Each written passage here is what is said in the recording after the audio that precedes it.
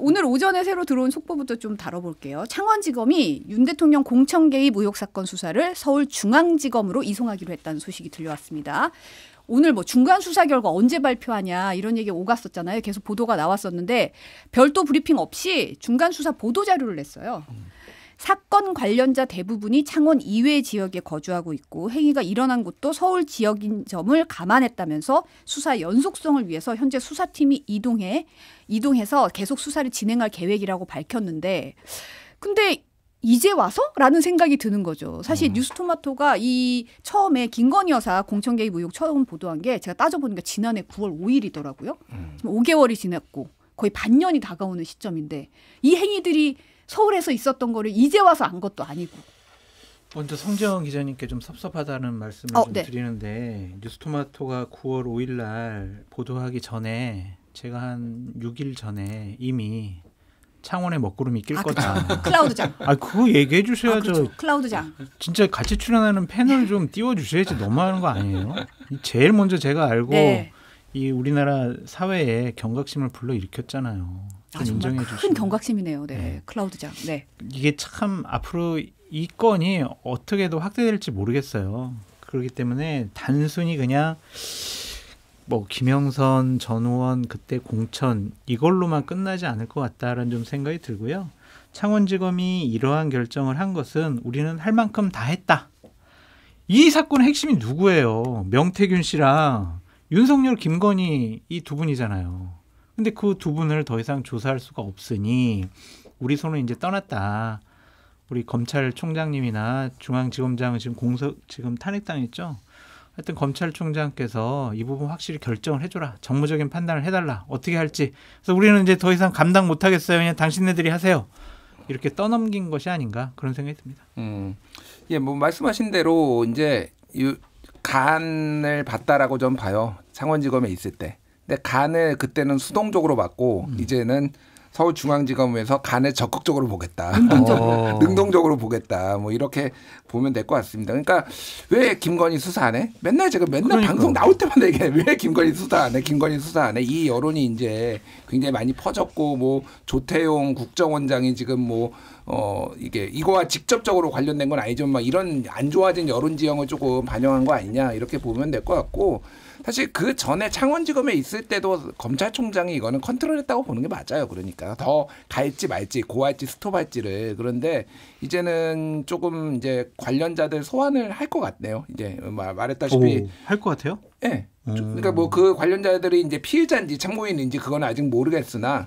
관련자들을 지금 소환을 할 것 같고 뒤에 얘기하겠지만은 막 뭐 여러 정치인들이 빨리 나 걸릴 거 없다 빨리 소환 조사해가지고 다 밝히겠다 이런 사람들도 많으니 오히려 약간 국민의힘에 이제 부담이 된다라는 어떤 뭐 여론도 있는데 빨리 터는 게 낫겠다 이렇게 이거를 검찰이 이렇게 봤을 수도 있을 것 같아요. 그럼 이제 중앙지검으로 판이 옮겨졌는데 그럼 결국은 핵심 관련자는 윤 대통령 부부잖아요. 지금 계속 김건희 여사 소환을 검토 중이라는 얘기는 계속 보도가 나왔는데 결국 그렇게 가기 위한 수순이다 이렇게 보시는 건가요? 그러니까 그거를 무조건 100% 간다라고 확정 지을 수는 없지만은 정치 상황의 변화에 따라서는 김건희 소환도 가능하겠다. 저는 그렇게 보고 다만 김건희부터 먼저 소환하지는 않을 거예요. 그러니까 이를테면은 뭐 지금 본인이 수사 받겠다라고 하는 사람이 적극적인 사람이 오세훈 시장 있잖아요. 예를 들면 뭐 이런 사람들 부르면서 김건희도 결국은 부를 수 있지 않을까 그렇게 봅니다. 예. 네, 중간 수사 결과 발표를 많은 사람들이 기다렸던 이유 중에 하나가 사실은 명태균 씨 측이 검찰에 휴대전화 세대, USB 제출했고 그 USB 안에 윤 대통령 부부 육성 녹음 파일 담겨 있다고 이미 밝혔잖아요. 그러니까요. 근데 이번 중간 수사 결과에는 보면은 정밀 분석 중이라고만 밝혔더라고요. 이거 언제까지 정밀 분석을 계속하고 있는 건지 모르겠는데. 저는 그래서 이제 김준일 평론가님 생각이랑 좀 다른 게 과연 검찰이 관련자들을 소환 조사할 수가 있을까 그렇게 좀 보여져요. 왜냐하면 윤석열 대통령 탄핵 심판 결과도 봐야 될 거고 탄핵 심판 결과가 나오면 대선을 하든지 안 하든지 할 거 아니에요. 그러면은 검찰이 이걸 수사함으로써 대선에 영향을 끼치려는 거 아니야? 그런 비판을 받을 수밖에 없거든요. 뭐 보수파 쪽에서는 그런 비판 계속 할 거 아니에요. 문제 제기도 할 거고. 그러한 부담감을 좀 떨칠 수가 있을까 그런 생각이 좀 들어가지고 저는 그냥 심우정 검찰총장이 계속 좀 정밀 분석하고 계속 정무적인 판단하고 그러면서 좀 뭉개지 않을까. 대선 끝나고 나서야 본격적인 수사가 진행되지 않을까. 그런 생각이 좀 듭니다. 아니 뭐 그렇게 될 수도 있어요. 그거는 알 수가 없는 거죠. 지금 타임라인상 3월 중순 정도가 지금 탄핵이 될 것 같은데, 근데 지금 오히려 참고인 조사 해가지고 약간 이거를 털어버리는 것도 방법이다. 오세훈 시장은 그렇게 보는 것 같아요. 그러니까 지금 오히려 뒤에 가가지고 경선 중에 막 이런 거 막 나오고 막 그런 얘기 나오고 언론 보도 나오는 것보다, 그래서 지금 검찰이 뭐 무혐의를 내려주기를 뭐 바라는 게 아닌가. 그래서 이거는 조금 아직 살아있는 생물 같아요. 이 수사가 어떻게 될지는 지금 예단하기는 힘든데 어쨌든 정치권의 눈치를 보는 건 맞다. 그러니까 특검 가야 된다. 제가 계속 얘기하지만은 특검을 한다고 해도 다른 사람이 오는 게 아니라 검찰 수사팀이 상당수가 들어가거든요. 근데 이제 이거는 검찰의 명운하고는 상관이 없잖아요. 그러니까 누가 정권을 잡든. 그러니까 이거는 특검을 가는 게 훨씬 더 모두에게 좋지 않나 그 생각이 듭니다. 네. 근데 만약에 이제 소환 조사를 했어요. 네. 그래가지고 여러 가지 문제가 있는 점이 밝혀졌어. 그러면 거기서 이거 더 수사를 해야 되나? 아니면 이 피의 사실을 어느 정도 좀 밝혀야 되나? 공표해야 되나? 이런 고민에 빠질 거고. 소환 조사를 했는데 혐의점이 없는 것 같아. 그래서 별로 뭐 특별히 더 이상 조사할 거 없어요 라고 하면은 국민의힘 대선 후보와 관련해선 민주당이 야 검찰이 너희들 또 그냥 눈치 보고 그냥 봐주게 수사하는 거 아니냐, 그런 공격을 받을 수가 있을 것 같아요. 그래서 이게 잘 되든 안 되든 문제가 삼아질 것 같고 문제될 것 같으니까 심우정 검찰총장이 본인의 결단으로 일단은 계속 검토하고 좀 뭉개자. 그래서 대선 이후에 우리가 수사하겠다. 그렇게 하지 않을까? 그냥 제 생각이에요. 결국은 특검으로 가지 않을까라는 생각이 좀 들긴 하는데. 그렇게 갈 수밖에 없죠. 네. 이제 검찰이 명태균 씨 진술과 카카오톡 대화 내용 등을 통해서 2021년 서울시장 보궐선거 과정에서 명 씨와 오세훈 서울시장이 여러 차례에 걸쳐서 만난 날짜와 장소를 특정했다는 보도가 어제 나왔거든요. 2021년 1월에 명 씨가 김용선 의원과 함께 오 시장 만났고 이후에 오 시장에게서 나경원을 이기는 여론조사가 필요하다는 전화를 받았다는 얘기, 주장을 하고 있고, 오 시장이 정치자금법 위반 때문에 여론조사하면 다른 곳에 돈을 쓰지 못해서 김한정 회장이 돈을 대기로 했다고 말했다는 주장을 하고 있어요. 오 시장 측에서는 이런 일방적인 주장 때문에 검찰에 명 씨의 명예훼손 혐의에 대한 수사 촉구하고 직접 조사를 받겠다고 하는 것이라는 입장이던데. 그러니까 이게 오 시장이 가장 법적으로 문제가 될 만한 일을 딱 집어서 얘기한 거잖아요. 그렇죠. 나경원 이기는 여론조사 필요하다? 뭐예요 이거? 여론 조작해달라 이렇게 들릴 수가 있는 거고, 김한정 회장이 돈을 대기로 했다. 정치자금법 위반이잖아요. 이 사안이 만약 진짜로 실질적으로 일어났다라고 하면 오세훈 시장은 대권과도에 상당히 큰 타격을 받을 수밖에 없겠죠. 그래서 저는 기본적으로 명태균 씨의 주장은 망상, 허풍, 뭐 이런 거로 좀 보여져요. 이런 것이 있다면은 진짜 주고받은 문자가 있든지 아니면 통화 내역이 있든지 통화 내용이 나오든지 그래야 되는데, 지금 와가지고 일방적인 주장을 하는 것은 오세훈 시장을 본인이 도우면서 본인의 어떠한 정치적인 위상을 키워보려고 했는데 오세훈 시장 측에서 끼워주지 않고 거의 멱살잡이 할 정도로 그 오세훈 시장 참모들과 다툼이 있었다고 하더라고요. 그래서 그런 것에 모욕감을 받은 것에 대한 보복 심리가 지금 여기에 나온 것이 아니냐, 저는 그렇게 생각합니다. 근데 카카오톡 대화 내역 등을 통해 하면 이게 무슨 진술만으로 지금 단서를 잡았다고 얘기하는 것 같진 않은데요. 그러니까 이런 오 시장 측도 인정을 하는 게 뭐냐면 문자나 톡 주고 받았다. 우리 모른다고 하지 않았다. 그리고 도와준다고 해서 고맙다고 했다. 그리고 오세훈 시장이 나 만나서 고맙지만 중요한 일은 우리 내 측근 참모가 하니까 그 친구랑 얘기를 나눠라. 그리고 뭐 여러 가지로 도와주신다고 해서 고맙다.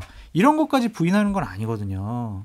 그래서 단순히 이러한 내용만 갖고 오세훈 시장이 명태균 씨에게 돈을 직접 줬거나 돈을 주라고 했거나 아니면 여론 조작을 해달라고 했거나 그러한 정황적인 증거로 보기는 어렵다라는 말씀입니다. 그러니까 지금까지 나온 뭐 이제 비슷한 맥락인데 조금 첨언하자면은 지금까지 나온 얘기들을 보면 오 시장이 완전히 명태균을 믿고 뭐 명태균이 생명줄이다 이런 건 같지는 않아요. 그러니까 선을 그은 거는 맞고, 특히 이제 그 뭐 총괄 이름 갑자기 생각이 안 나는데 그분하고 싸웠잖아요. 강철원하고 싸운 거는 이미 다 인정한 상황이니까.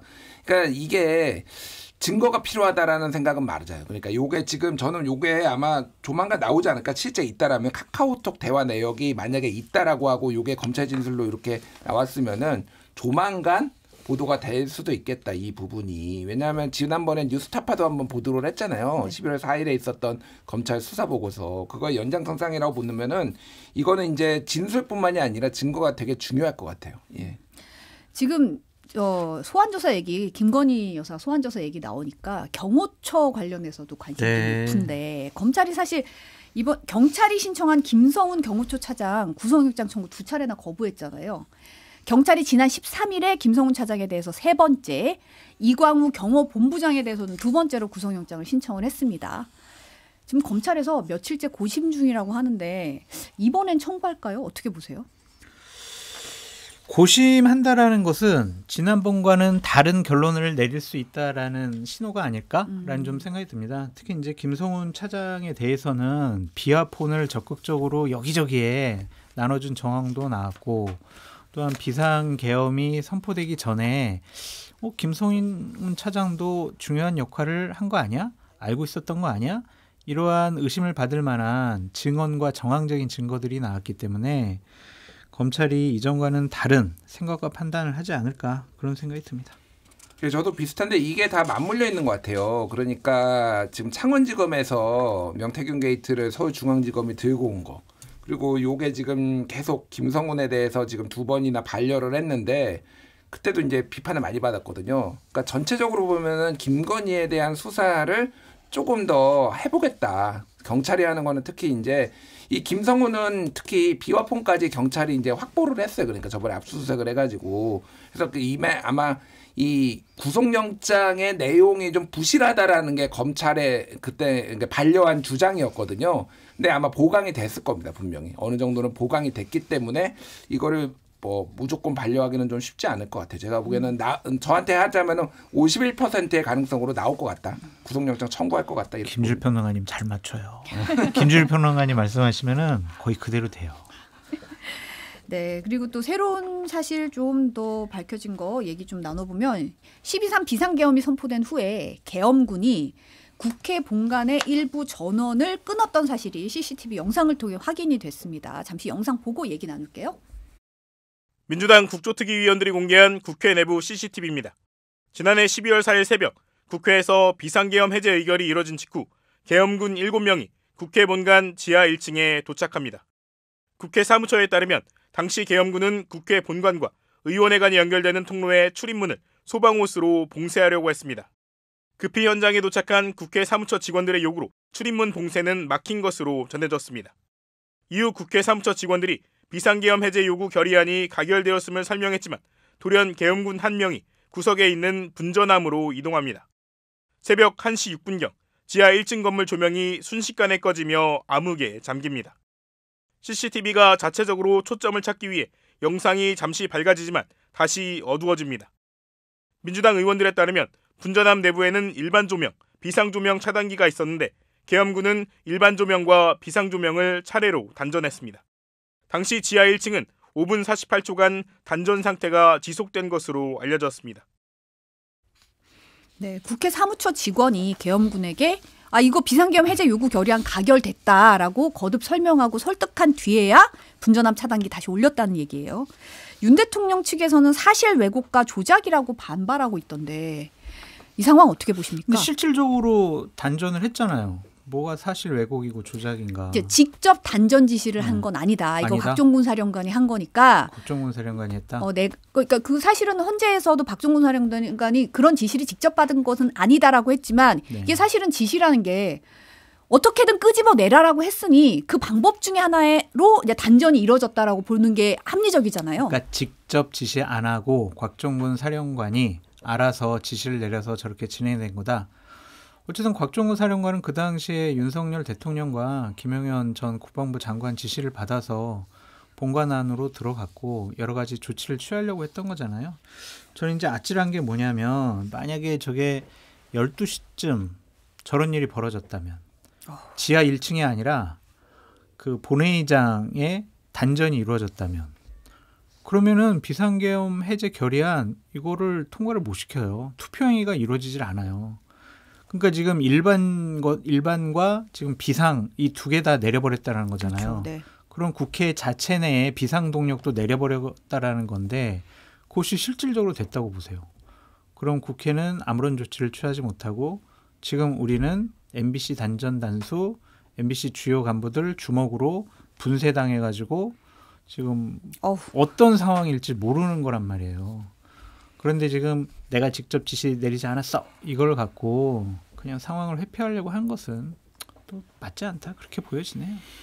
이거를 이제 타임라인 순으로 정리를 해보면은 0시 20분에 이제 대통령으로부터 곽 전 사령관이 이제 얘기를 한 건데 대통령으로부터 끄집어내라라는 전화를 받았다라는 거고 그래서 본인이 이제 헌재에서 얘기를 한 거는 전기라도 끊어야 되나? 테이저건하고 공포탄이라도 쏴야 되나? 이렇게 고민을 곽종근이 했다라는 거고 그래서 0시 50분쯤에 전기를 차단할 수 없느냐라고 전화를 했다라는 거잖아요. 곽종근이 일선에 전화를 하고 요게 1시 6분에 지금 내려간 거잖아요. 네. 그러니까 전화 받고 바로 들어간 거는 맞아요. 그러니까 요거까지는 거의 사실관계가 맞는 것 같아요. 근데 윤석열이 직접 단전을 하라라고 했느냐는 곽종근은 본인이 생각했다라고 얘기를 했고 다만 이제 이 정황 증거들이 너무 많은 게 첫 번째는 어쨌든 이상민은 부인하고 있지만은 단전 단수 언론사 했죠. 지시를 윤석열로부터 이상민이 받고 이상민이 소방방재청장한테 지시하고 요것들이 지금 하나의 정황으로 있는 거잖아요. 그렇죠. 얼핏 봤다고는 주장했지만. 예, 뭐 그다음에 나중에는 이제 멀리서 소머즈의 눈 600만 불의 사나이의 눈으로 멀리서 이제 본 다음에 이제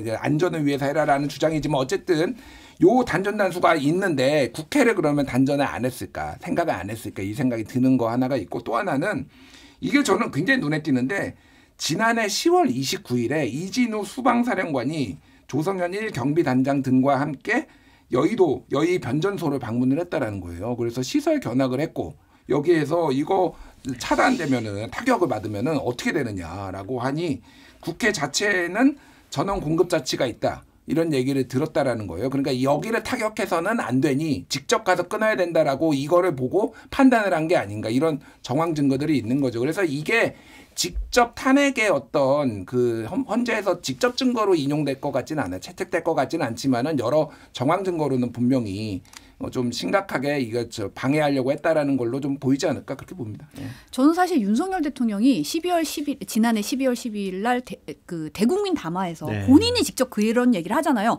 국회 기능 마비시키려 했다면 국회에 대한 단전 단수 조치부터 취했을 것이라고 얘기하는 것도 저는 사실 약간 의아했거든요. 제가 좀 이런 부분에 잘 몰라서 그런지 단전 단수가 왜 나오지? 라는 생각이 좀 들었는데 그러고 나서 단전 단수 조치에 대한 얘기가 계속 나오는 거예요. 그러니까 본인이 뭔가 구상하고 있었던 거를 얘기한 거 아닌가. 근데 기본적으로 단전을 생각하지 않았다면 적에 투입된 계엄군이 적외선 투시경을 딱 헬멧에 쓰고 갔잖아요. 그렇죠. 네. 그럼 당연히 그거를 생각하고 갔다. 그렇게 볼 수밖에 없잖아요. 그래서 이것이 결정적인 것은 아니다고 하더라도 뭐 여러 가지 정황적으로 보면은 단전까지도 기본적으로 생각하지 않았느냐 그렇게 봐야 되겠죠. 저는 이게 5분만 빨랐다면 생각하면 약간 섬뜩하더라고요. 그리고 만약에 이제 당시 추경호 원내대표가 사실 조금 늦춰달라 그랬잖아요. 이런 타임라인들이 좀 아찔하더라고요. 아찔한 순간이 맞습니다. 느껴졌습니다. 그다음 노상원 전 정보사령관 이 부분이 사실 검찰 수사에서 좀 더 확인돼야 될 지점이라고 계속 지적을 하셨는데 이 노상원 전 정보사령관이 계엄 선포 2달 전에 현역 정보사 대령에게 사격, 폭파 전문 특수요원 추천을 지시한 사실이 확인됐습니다. 노상원 수첩을 둘러싸고 지금 뭐 수거 대상 500여 명, 사살 뭐 굉장히 무서운 단어들 표현들이 등장하잖아요. 여기에 대해서 추가 수사가 불가피해 보이는 상황이에요. 수첩에 어마어마한 얘기들이 있잖아요. 얼마 전에 한 TV에 전직 HID 교관이 나와가지고 증언을 한 게 있는데 거기에 당신들이 얘기하는 수거라는 단어의 의미는 뭐예요? 라고 물어봤더니 데리고 와서 흔적도 없이 날려버리겠다라는 거래요. 그러니까 막 여기 수첩에 보면 폭파시키겠다 막 이런 얘기들이 있잖아요. 그냥 쥐도 새도 모르게 흔적도 없이 날려버리겠다라는 것은 그냥 생명을 끊어버리겠다라는 거잖아요. 네. 그런 내용들이 상당히 많단 말이에요. 뭐 여러 가지 뭐 화학약품, 독극, 뭐 주먹으로 분쇄시키는 거, 그리고 뭐 수장시키고 폭파시키고 이런 것들 있잖아요. 이거 수사 어떻게 안 해요? 왜냐하면 노상원 정보사령관 같은 경우에는 김용현 전 국방부 장관이 너무 많이 아꼈잖아요. 노상원 말이 내 말이야. 그리고 비상계엄 해제 결의안 되고 나서 상원아 이제 우리 어떡하니 이럴 정도로 많은 것을 논의하고 상의했잖아요. 그럼 당연히 이 사람 수첩에 있는 여러 가지 내용들은 실질적으로 진행을 시키려고 한 것이 아니냐. 단순히 수첩이 아니라 저는 의심하는 게 뭐냐면 김용현 전 장관 LG 노트북 부숴버렸다고 했잖아요. 네. 거기에 진짜 정밀한 계획 보고서 같은 것들이 있지 않았을까. 아이디어만 왜 적어놨겠어요. 실행계획서를 다 체계적으로 하죠. 그런 것들 때문이라도 당연히 노상원, 김영원 이 두 사람들 간에 무슨 일이 있었는지는 분명히 밝혀져야 됩니다. 예, 뭐 말씀하신 거 거의 다 동의하고 그러니까 지금 이게 망상인지 아닌지 여부를 우리가 분간하기가 어려웠잖아요. 처음에 이 보도가 나왔을 때 MBC가 한 4개, 5개로 이제 나눠가지고 쫙 했잖아요. 500명의 뭐 문재인 대통령 그리고 뭐 문재인 대통령 때 그러니까 정부 때 임명됐던 공공기관장들까지 이게 가능한가 사실은 누가 공공기관장이고 아닌지 그거를 다 찾아내가지고 근데 이거는 계엄 이후에 한참 뒤에 또 계속 실행 계획이 있었던 거죠. 그러니까 그 정도까지 가려면은 뭐 문재인 정부 때 청와대 근무했던 직원들 그러니까 추적하는 게 이게 보통 일이 아니잖아요. 당일날 있었던 게 아니라 그 이후에 장기간에 이제 어떻게 할 것인가. 그게 이제 삼성 계엄부터 해가지고 이제 후계자 뭐 이런 얘기까지 쭉 나오는 거 보면 이게 그 이후에 있을 한 1년 뭐 반년에서 1년까지의 이런 계획 실행 어떤 그 큰 그림이었다. 이렇게 보면 될 거고. 그렇죠. 이게 안 됐으니까 이게 그런 건데 어쨌든 초기 단계에 있었던 거는 주요 500명 잡아서 북한 쪽으로 보내서 뭐 이렇게 썼잖아요. 그러니까 네. 북의 공격을 유도하거나 아예 북에서 납포 직전 격침시키는 방안. 이거는 정보사가 몽골에서 북한하고 작년에 접촉하려고 하다가 발각돼가지고 뭐 이렇게 막 논란된 적이 있었거든요. 근데 알고 보니까 이게 다 이렇게 북한하고 연결해가지고 예전에 총풍 사건처럼 뭔가 이쪽에 요청을 하려는 거 아니냐. 아니면 그냥 연평도 쪽으로 가다가 배에서 폭파시켜버리려는 게 아니냐라는 게 지금 요게 나온 거죠. 그러니까 요 보도에서. 노상원이 사격자라고 폭파 잘하는 요원 7, 8명을 추천해달라고 말했다라고 김봉규 정보사의 대령이 얘기를 했다라는 거잖아요.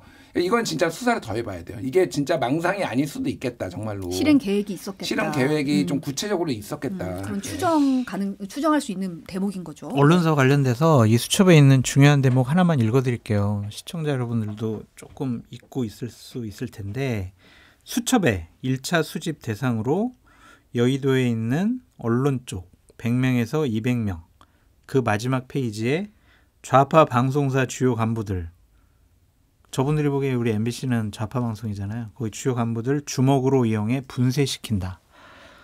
분쇄시킨다는 게 뭐예요? 가루로 만들겠다는 거잖아요. 와 이런 생각과 판단을 하는 사람들 그냥 넘어갈 수는 없죠. 지금 홍장원 전 국정원 1차장이 이제 이번 주 목요일 탄핵 심판 예정된 10차 변론기일에 다시 증언대에 서는데요. 최근 언론 인터뷰에 나서면서 이런 말을 했어요. 가만히 있으니까 사람을 바보로 만드는 것이 느껴졌다. 의혹을 상세히 해명해야 할 것 같았다. 라면서 이제 지금 홍장원 메모부터 시작해서 자신에 대해서 지금 집중 공격에 나섰는데 거기에 정면으로 반박하겠다고 입장을 밝힌 상황입니다. 어떻게 보세요? 저는 기본적으로 홍장원 전 차장이 거짓말할 이유가 없다고 저는 생각을 하는 사람이거든요. 어쨌든 사실관계를 다른 방송 나와서도 자세하게 인터뷰를 하셨고 본인의 생각과 판단과 그 당시 기억의 오류들에 대해서도 자세히 좀 설명을 해줬는데 어쨌든 이게 당사자가 있는 부분이니까 여인영 전 방첩사령관과는 형사재판에서는 어느 정도 좀 다툼이 있을 것 같아요. 전화를 내가 예를 들면 새벽 1시경 했냐 안 했냐 이런 내용으로 했냐 안 했냐 그런 식의 분명한 다툼이 있을 것 같고 보수 우파나 국민의힘 쪽에서 윤석열 대통령 측에서 보기에는 홍장원 차장의 진술에 허점이 많다라고 생각할 거예요. 이제 그런 것들에 대해서 이제 20일 날 다시 뭐 변론이 잡히게 되면 그동안 많이 의심받고 궁금했던 부분들을 홍장원 차장이 좀 더 자세히 설명해 주시면 될 것 같고요. 근데 기본적으로 이분이 자신의 어떠한 이익을 취하기 위해서 거짓말할까? 그러니까 거짓말하는 논리를 이렇게 이제 우파 쪽에서는 얘기를 하잖아요. 이번에 민주당과 이재명 대표에게 잘 보여서 다음번에 정권이 바뀌게 되면 더 출세하려고 이제 이렇게 논리를 이끌어가는 건데 만약에 이런 것들을 사실관계대로 밝히게 되면 홍장원 전 차장도 법적인 처벌을 피할 수 없는 부분도 분명히 있거든요. 그래서 이 부분은 저는 홍장원 차장의 여러 가지 진술이 거짓이 없다. 단순히 좀 기억에 오류는 좀 있을 수 있다. 좀 그렇게 보여집니다. 그러니까 이게 이제 메신저를 공격하는 건데 처음에 이제 윤석열 대통령이 탄핵 공작이 시작됐다라고 하면서 곽종근 특전사령과 홍장원 1차장을 이제 지목을 했잖아요. 이게 왜 그러냐면은 그러니까 이게 정황 증거로서 우리가 다 목도를 했고 하지만은 이 두 사람은 대통령으로부터 본인이 직접 전화를 받아서 얘기를 했다라고 주장을 하니까 이 사람들만 어떻게 뭉개면은 이거를 신빙성 없게 만들면은 이거 해볼 만하다라고 하니까 이 사람들은 이제 집중적으로 공격을 하는 거죠. 그러니까 나머지들은 예를 들면은 직접 안 들은 사람들이 다시 전달됐거나 뭐 이런 사람들이 있으니까 그리고 여인영이라든지 이런 사람들은 부인하고 이진우는 이제 입을 다물고 뭐 이런 상황이잖아요. 첫 번째가 이제 인사청탁설 얘기를 했잖아요. 그거는 박지원 원장이 얘기를 했는데 홍장원이 아니고 다른 사람이었다. 전 주영 대사 한 사람이었는데 그거는 뭐 다 자기가 안 들어줬다라는 얘기가 있었고 이게 그러니까 민주당하고 결탁했다라는 주장을 하려는 것 같은데 그러면 조태용은 왜 김건희랑 했는지부터 우리가 밝혀야 되는 거예요 사실은. 그리고 성혜종 의원이랑 또 통화했거든요. 조태용. 뭐 국방위원장이니까 할 수도 있는데 왜 그 시점에 했는지 그거를 이제 국정원의 이제 정치 중립 의무 이 얘기를 이제 안 할 수가 없는 거고 메모 4가지는 계속 얘기가 나오는데 4가지가 버전이 다른 게 아니라 처음에 알아볼 수 없어서 그 다음에 보좌관한테 시키고 그게 맞는지 본인이 확인하고 요 과정 속에 있으니까 이것도 이제 다 기각이 될 거고 그 다음에 행적이 위조됐다라는 거는 CCTV에 뭐 그 시간에 메모를 작성할 시간에 지금 다른 데 있었다라는 건데 이거는 본인이 따져보자라는 거잖아. 정말로 많이인지 아닌지. 이것도 거기에서 아마 나올 거고 마지막으로 이제 이 윤석열 측이 주장하는 게 방첩사에는 벙커가 없다. 이 주장을 계속해요. 방첩사 벙커로 다 데려가라는 얘기를 이렇게 홍장원이 했다라는 게 이게 아예 거짓말이다. 위조다라는 건데 요거는 이제 어제 오늘 이제 보도가 나왔는데 방첩사의 여인영이 이제 말을 한 게 조지호 경찰청장한테도 얘기하고 그리고 김대우 수사단장한테도 얘기하고 지금 홍장원한테도 얘기하고 이게 명단이 다 일치하잖아요. 네. 근데 김대우 수사단장한테 여인영이 이렇게 물어봤다라는 거예요. 방첩사에 구금시설이 있냐라고 하니까 없다라고 얘기를 해서 그러면은 수방사 벙커로 해야 되겠다라는 거예요. 그렇게 했다라는 건데 홍장원하고 여인영은 그거보다 먼저 지금 통화가 된 상황 따져봐야 돼요. 그건 따져봐야 되는데 시간상으로 그래서 모르니까 여인영도 모르니까 방첩사 벙커로 데려가라라고 했을 가능성이 매우 높은 거예요. 그러니까 이것도 아마 그날 목요일날 다 밝혀질 거라서 이 모든 증거들은 어쨌든 윤석열이 14명 체포, 14명, 15명 체포를 지시했다라는 걸 빠져나가기 힘들다. 네. 지금 사실 헌법재판소가 이번 주 이제 윤석열 대통령 탄핵 심판 추가 변론 2차례 진행해요. 화요일, 목요일 잡혀 있는데 윤 대통령 측은 20일에 형사재판 일정이 있으니까 이게 겹친다. 변론기 연기 신청 냈는데 아직 결론은 나오지 않았더라고요. 뭐 목요일 날 내일 뭐 이것에 대해서 어느 정도 입장을 밝힐 것으로 보여지는데 제가 이제 형사재판 당사자로서 형사재판 나가 봤거든요. 근데 첫 번째 재판할 때는요. 뭐 유무죄를 다투거나 아니면은 거기서 막 변론하라고 안 해요. 그냥 기일 잡고 여러 가지 그냥 다음번에 언제 할까요? 이 정도만 다투고 이번에 구속 취소까지 요구하셨으니까 왜 구속 취소해요? 뭐 그 정도만 물어보기 때문에 준비할 것도 솔직히 별로 없어요. 근데 이런 거를 핑계로 하겠다라는 것은 결국에는 윤석열 대통령 측에서는 시간을 좀 질질 끌고 싶다. 25일로 하자는 거잖아요. 네. 그럼 대략 한 5, 6일 정도 뒤로 미뤄지게 되면 또 여러 가지 증인 신청을 해가지고 재판을 질질 끌 수가 있으니 그러한 목적이 있는 것 같아요. 예, 뭐 저도 똑같은 생각이에요. 이걸 근데 굳이 받아줘야 되나 솔직히 그 생각은 드는데 왜냐하면은 안 겹쳐요. 그게 안 겹쳐. 시간도 안 겹치고 이게 뭐 할 게 많은 게 아니라서 처음 나오면 이제 당사자 확인하고 뭐 10분이면 끝나. 네, 뭐 이래서 근데 저는 받아줄 수도 있겠다 이 생각이 들어요. 그렇지. 좀 하도 헌재에 네. 대한 어떤 뭐 중립성 뭐 이런 얘기들을 언론에서 여기저기서 만약 보수 언론에서는 막 하도 물고 늘어지니까 야 맞아요. 그럼 니들 원하는 거 다 받아줄게 약간 이런 고민들이 좀 있을 수 있어서 그거를 다음 주로 한 주로 미룰지 그 다음 주 화요일로 그러니까 이번 주 목요일이니까 그 다음 주 화요일로 할지 아니면은 그냥 금요일날 열어도 되지 않나 이번 주? 꼭 이게 화목으로 법으로 정해진 게 아니잖아요. 그러면 금요일날 열어도 되잖아요. 저는 그렇게 봅니다. 예. 지금 오늘 오후에도 국민의힘 뭐 40명 가까이 뭐 그러니까요. 헌재 다시 항의 방문한다 그러고 지금 탄핵 반대 단체들은 문영배 지금 권한대행에 집 앞에 가서 규탄 시위 계속 한 달 동안 열겠다 이렇게 지금 선언한 상황이어서 안 그랬- 아니 그러니까 사과를 좀 진정성 있게 해라. 이거 지금 문영배 재판관이 본인 동창 그 거기에 뭐 음란물에다가 댓글 달았다고 이거 성명까지 냈다가 지금 사과했잖아요. 그렇죠. 그 네. 과정이 이게 무슨 일베 이런 데서 조작한 거를 저기 무슨 이제 보수 유튜브들 그게 이제 가로세로 연구소나 무슨 뭐 저기 TV 무슨 TV 갑자기 저기 TV에서 했던 거를 지금 국힘이 받아가지고 지금 성명까지 낸 거잖아요. 그러니까 이 진짜 확 크로스 체크나 팩트 체크도 안 하고 이제 막 던지는 거예요. 그러니까 지금 문영배 재판관만 잡으면은 이게 뭐 본인들이 이길 수 있다라고 생각을 하는 건지 모르겠는데 좀 적당히 좀 하시라 진짜. 이거 나라가 지금 어떻게 될지를 좀 생각을 하고 너무 진짜 당리당략과 이기적인 생각만 하는 것 같습니다. 진짜. 예.